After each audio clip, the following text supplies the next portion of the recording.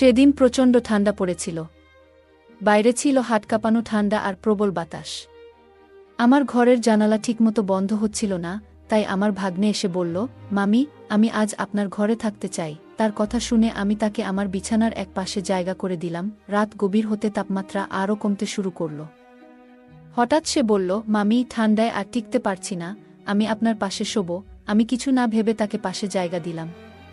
তারপর মাঝরাতে হঠাৎ সে আমাকে, আমি অর্পিতা। আমি দেখতে অনেক সুন্দর ছিলাম। গায়ের রং ছিল একদমই ফর্সা। নিজের শরীরের অনেক যত্ন নিতাম, তাই আমার তেমন বয়স বোঝা যায় না। আমি সব সময় হালকা পোশাক বা ছোট আকারের পোশাক পরতে অনেক ভালোবাসতাম, যা আমাকে আরও অনেক আকর্ষণীয় করে তুলত। সেদিন আমি শহরের একটি পার্কের পাশে গিয়েছিলাম। পার্কের পার্কিং এলাকায় অনেক ভিড় ছিল। আমি একটু এগিয়ে দেখি আমার পুরনো বান্ধবী সেখানে দাঁড়িয়ে আছে, আর তার ছেলে পাশে বসে রয়েছে। তার চেহারা দেখে মনে হলো হয়তো সে কোনো দুর্ঘটনার শিকার হয়েছে। আমি তৎক্ষণাৎ তাকে গাড়িতে তুললাম এবং হাসপাতালে নিয়ে গেলাম। তার অবস্থা খুব গুরুতর ছিল। হাসপাতালে পৌঁছে তাকে ভর্তি করালাম। ফর্ম পূরণ করার পর যখন আমি তার ছেলের পাশে বসলাম, তখন সে আমার দিকে তাকিয়ে মৃদু হেসে বলল, আপনি আমাদের জন্য যেন একজন দেবদূত হয়ে এসেছেন। ধন্যবাদ। ছেলেটির বয়স 15 হবে, সে হয়তো তখনও আমাকে চিনতে পারেনি।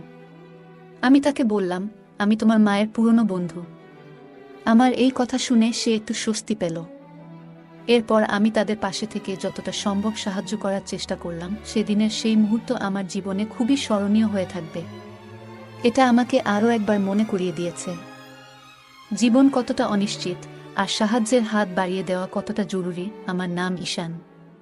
আমি সেদিন তোমার সঙ্গেই দেখা করতে যাচ্ছিলাম, কিন্তু পথে একটি মর্মান্তিক ঘটনা ঘটে গেল। আমার বান্ধবীর ছেলে বলল, হাসপাতালে পৌঁছে যখন তোমার মায়ের খবর জানতে চাইলাম, তখন তুমি ভয় আর অশ্রুতে ভেঙে পড়েছিলে। আমাকে জড়িয়ে ধরে তুমি কাঁপা গলায় বলেছিলে, মামি, মা তো ঠিক হয়ে যাবেন, তাই না? ডাক্তাররা তোমাকে ভেতরে নিয়ে গেল কেন? মায়ের কিছু হবে না তো? তার এই প্রশ্নগুলো যেন আমার হৃদয়কে বিদ্ধ করছিল। আমি তার মাথায় হাত রেখে বললাম, চিন্তা করো না, আমরা সবাই তোমার মায়ের পাশে আছি, কিছুই হবে না। আমার কথা শুনে সে একটু শান্ত হল। কিছুক্ষণ পর ডাক্তার বাইরে এলেন এবং আমাকে একান্তে তার কেবিনে ডেকে নিলেন। আমি আশঙ্কার সাথে তার কথা শুনছিলাম। ডাক্তার জানালেন তার মায়ের মাথায় আঘাত লেগেছে, আর সেই আঘাতের কারণে তিনি কোমায় চলে গেছেন। তার কথা শুনে আমি স্তব্ধ হয়ে গিয়েছিলাম। ডাক্তার আমাকে জানালেন যে আমার বন্ধু বৈশালীকে পুরোপুরি সুস্থ হতে সময় লাগবে, কয়েকদিন, কয়েক মাস বা এমনকি কয়েক বছর।